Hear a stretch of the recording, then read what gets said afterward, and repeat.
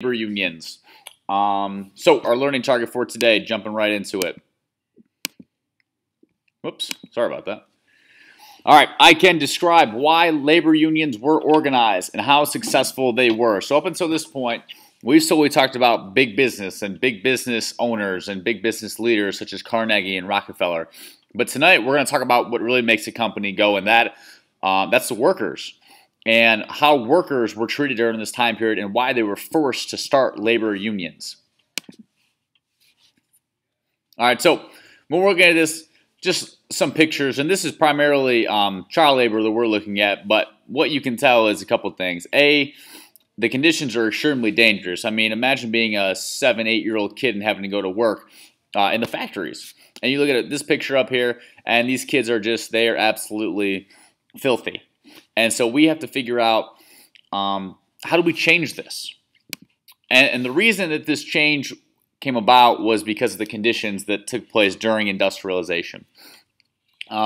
Unskilled male workers, which was the vast majority of workers during this time period, worked 10 to 12-hour days, 6 days a week. Now, some professions even were forced to work 7 days a week. And on average, they got about $10 a week. Now, African American, Mexican, male workers got even less than that, and women and children who worked in the factories, did not matter what race they were, they had to work the exact same hours and they got half the pay. So imagine going to work for an entire week and getting $5 a week. $5 a week. And you can talk about inflation. Well, we're going to look at inflation numbers just and see how crazy that really was still.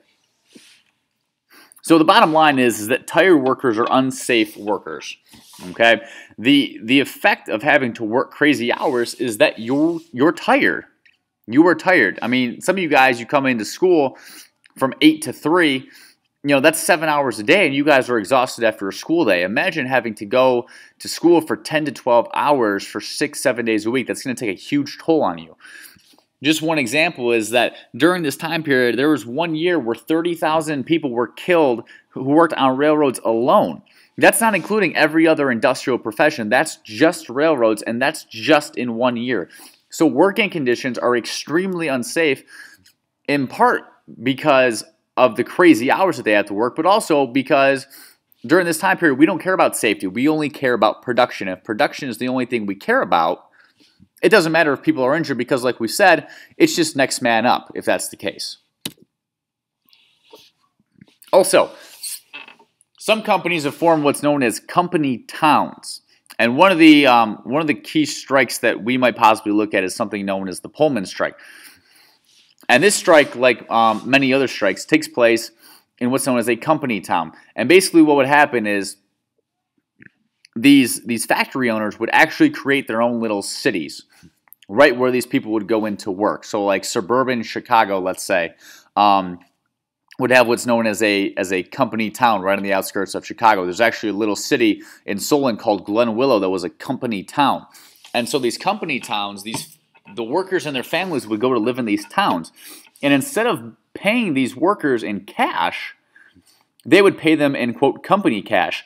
So that basically means it's money that can only be used in these company towns. And these company towns would have drugstores, restaurants, markets. So they would literally be little towns, but if you went outside of these towns, they would be absolutely worthless. So it's basically like getting paid in monopoly money. And oftentimes they would only be paid enough for food and clothing. So they wouldn't be paid to get anything else, any extras that they would want during this time period they couldn't get, and they couldn't get for their families. Now it sounds so crazy, and we want the government to come and help, but the government can't help us. We talked about the Sherman Antitrust Act, and we talked about how it was not effective. And basically, by showing that the Sherman Antitrust Act was not effective, it proves to us that the most powerful organization during this time period is big business, and how big business is even more powerful than the federal government. So if the government doesn't help us, what can we do? Well, the answer to that is we have to form labor unions. So workers created labor unions. And what a labor union is it's simply a group of people that go and represent all workers in the industry.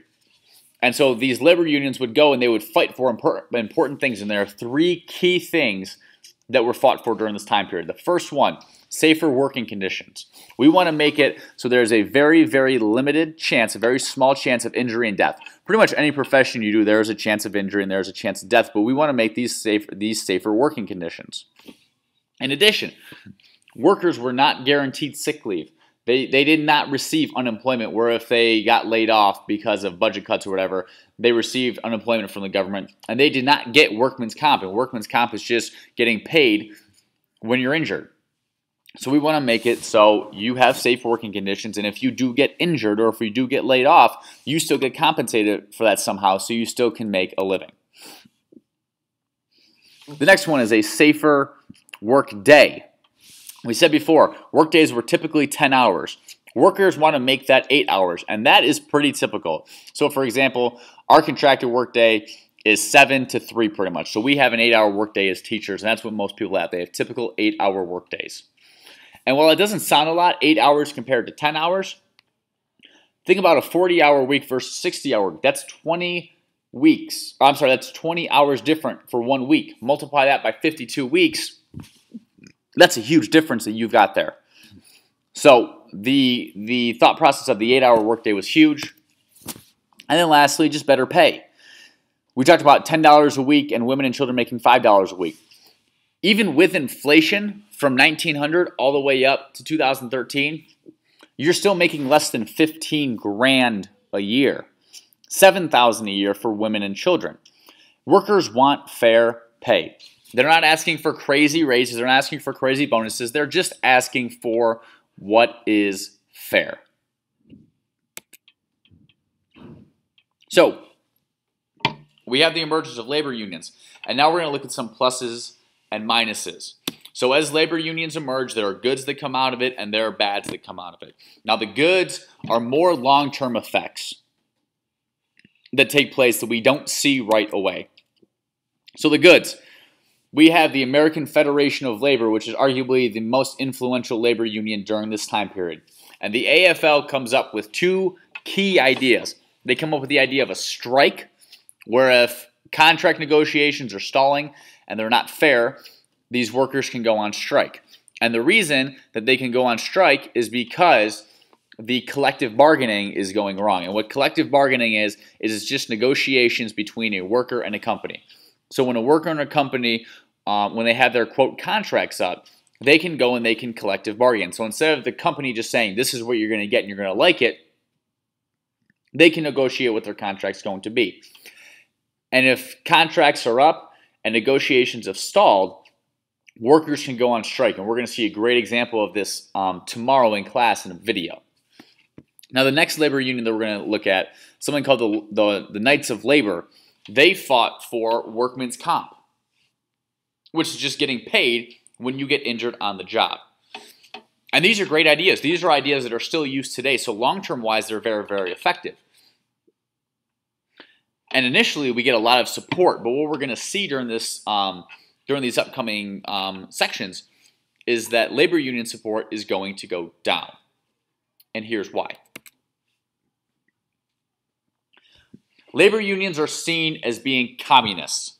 Okay, now we'll go over communism more, but basically the basic idea of communism is that everybody shares everything and everybody is equal. So by making things, quote, fair, big business owners portray them as being communist because they want things fair, they want things equal. Now whether that's a fair assessment or not, we'll learn in the coming days that it is kind of a fair assessment based on some labor unions and how they act, but for the most part, it was an unfair generalization that they got. During this time period, since there was so much demand for work, it was easy for these people to be replaced, and they're replaced by a group known as scabs. And what a scab is it's just a replacement worker that comes in during a strike. And again, we're going to see in the video that goes along with our strike, we're also going to see an example of a scab and just how scabs are treated. And if you think that that's kind of an outdated term, we're going to see that it is far from being an outdated term. The next bad about labor unions is that we have violent strikes that occur. And these violent strikes, in terms of public opinion, they go against the union. So even though the union is not responsible mostly for the violence that takes place during these labor strikes, it's still going to be held against them. And the last thing we're going to look at is the lack of government support. So we talked about the lack of government support in the start with kind of the Sherman Antitrust Act not being enforced. What we're going to see is not only is it not enforced as far as big business and union goes, or as far as big business goes, but they're actually going to use the Sherman Antitrust Act against labor unions and against workers. So government favors big business during this time period a lot. So it's very, very difficult for labor unions to be effective in the short term without government support. Okay, so that's all I got for tonight. It was a little different, I hope. I hope the notes weren't too much for you guys. That's all I got for you guys tonight. I hope you guys have a great night, and I will see you all tomorrow.